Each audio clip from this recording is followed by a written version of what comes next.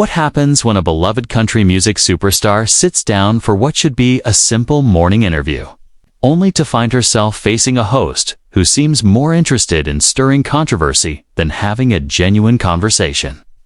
In just seconds, a routine appearance on Good Morning America transformed into one of the most shocking confrontations in morning television history.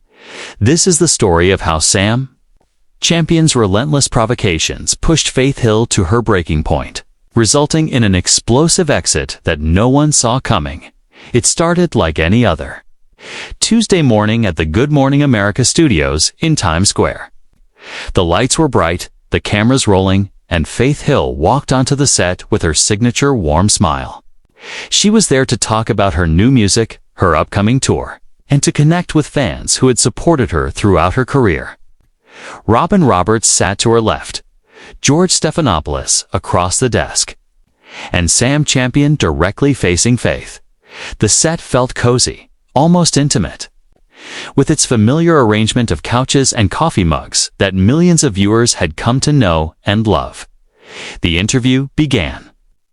Pleasantly enough, Robin opened with a softball question about Faith's latest album, and Faith responded with enthusiasm, talking about the creative process and how much she loved returning to her roots.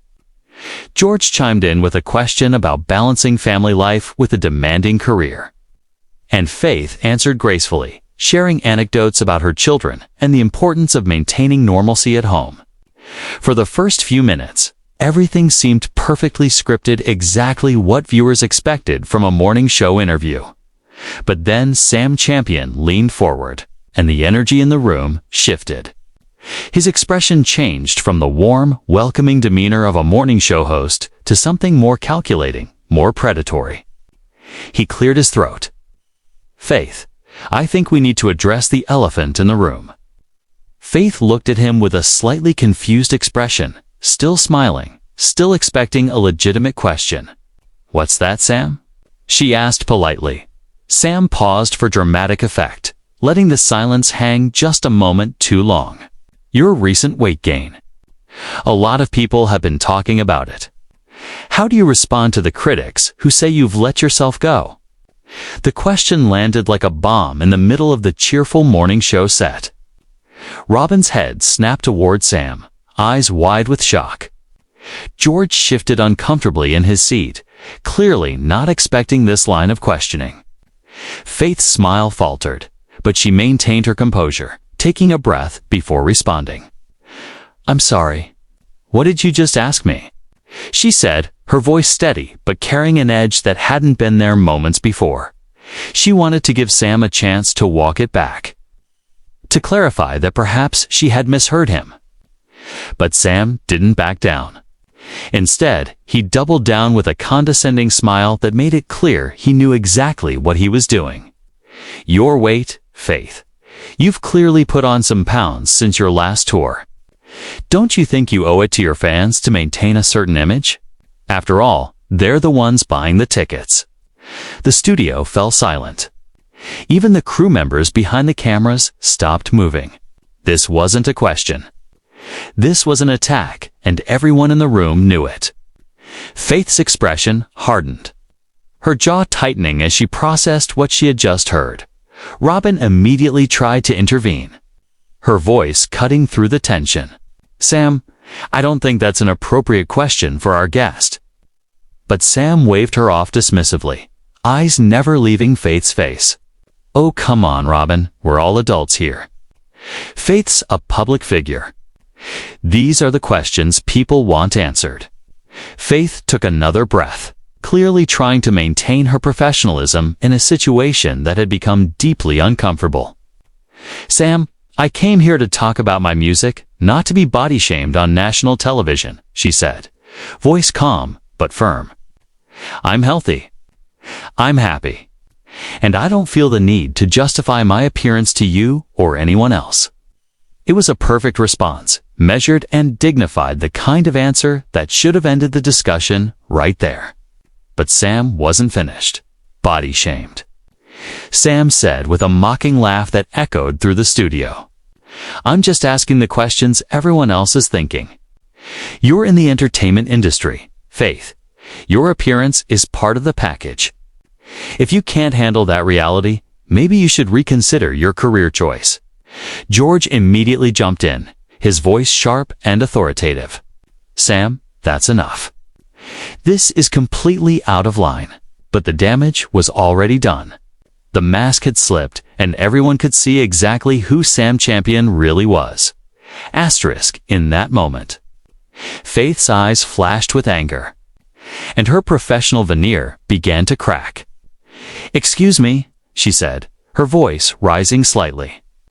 "Are you seriously suggesting that my worth as an artist is determined by my dress size? That the music I create, the performances I give, the connection I have with my fans, all of that means nothing if I don't meet some arbitrary standard of physical perfection that you've decided upon?" The passion in her voice was undeniable, and it was clear she was no longer willing to play nice with someone who had shown such blatant disrespect. Sam leaned back in his chair, a smug expression on his face, as if he were enjoying the conflict he'd created. "I'm not suggesting anything, Faith," he said. "I'm simply pointing out what's obvious to everyone watching. You're not the same woman you were 10 years ago. Maybe if you spent less time making excuses and more time in the gym, you wouldn't have to get so defensive." The audacity of his words hung in the air like poison. Robin's mouth dropped open in disbelief. George looked like he wanted to reach across the desk and physically remove Sam from the set. Faith stood up abruptly, her microphone still clipped to her jacket. The sudden movement caught everyone off guard. "You know what, Sam?" she said, her voice steady and strong despite the obvious anger coursing through her. "I've been in this industry for over 20 years. I've sold millions of albums, won countless awards, and built a career based on talent and hard work. And in all that time, I've never encountered someone as small-minded and cruel as you." Her words cut through the studio with precision, each syllable landing with the weight of absolute truth. Sam's smug expression faltered for just a moment, a flicker of uncertainty crossing his face, but his ego wouldn't let him back down. "Small-minded?" he scoffed.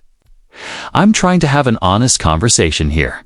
Maybe if more people were willing to tell you the truth, you wouldn't be in this situation."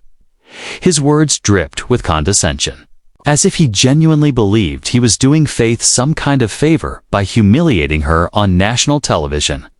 Robin stood up as well, moving to Faith's side in a clear show of support. "Sam, you need to apologize right now," she said firmly, her voice carrying the authority of someone who had been in the business long enough to know when a line had been crossed. But Sven just shook his head, that infuriating smirk still playing at the corners of his mouth. Apologize for what? For asking legitimate questions, for refusing to pretend that appearance doesn't matter in the entertainment industry. "I don't think so." Faith unclipped her microphone and placed it deliberately on the coffee table between them. The gesture was calm, controlled, but carried enormous weight. "I'm done here," she said simply, her voice cutting through the chaos like a knife. "I will not sit here and allow myself to be disrespected by someone who clearly has no understanding of basic human decency." She began to walk toward the edge of the set, her head held high, her dignity intact despite everything that had just transpired. George stood up as well, calling out to her, "Faith, please, we're so sorry. This is not representative of Good Morning America or how we treat our guests." His voice was sincere, genuinely apologetic, trying to salvage something from the wreckage of what had become a complete disaster. But Faith just shook her head, a sad smile on her face. "I appreciate that, George, but I can't stay here. Not after this." Sam, still sitting in his chair, called out with that same dismissive tone that had started the entire mess. "Oh, come on, Faith. Don't be so sensitive. If you can't take the heat, get out of the kitchen." It was perhaps the worst thing he could have said in that moment, the final straw that sealed his fate as the villain of this story. Faith stopped walking and turned back to face him. her eyes blazing with controlled fury. Sensitive. She repeated, her voice dangerously quiet.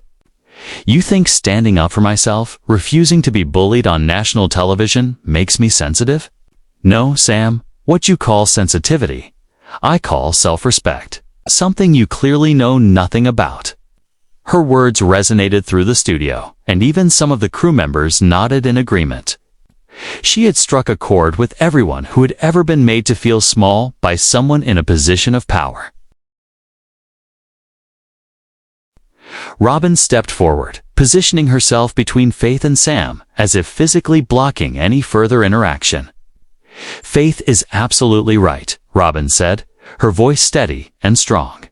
And Sam, you owe her an apology. What you said was inappropriate, unprofessional, and frankly, disgusting. The conviction in Robin's voice made it clear she was willing to risk her own position to stand up for what was right, to defend a guest who had been treated so poorly. But Sam still refused to back down. His face had turned red whether from embarrassment or anger. It was hard to tell. I don't owe anyone anything, he said defensively. I was doing my job. If she can't handle tough questions, maybe she shouldn't be doing interviews. The entitlement in his voice was staggering, the complete inability to recognize that he had done anything wrong. In his mind, he was the victim, being attacked for simply telling the truth. George moved toward Sam, his expression stern. That wasn't a tough question, Sam. That was a personal attack. There's a difference, and you know it. The authority in George's voice left no room for argument, but Sam was beyond reason at this point. He stood up from his chair, movements jerky and agitated. I can't believe this, he said, his voice rising. I'm being attacked for asking the questions everyone wants to know the answers to. Faith had heard enough. She turned to face Sam one final time, her voice carrying the weight of someone who had finally reached their limit. No, Sam, you're not being attacked for asking questions. You're being called out for being cruel, for using your platform to tear someone down instead of building them up. For forgetting that behind every public figure is a real person with real feelings. Her words hung in the air, a perfect encapsulation of everything that had gone wrong in the past few minutes.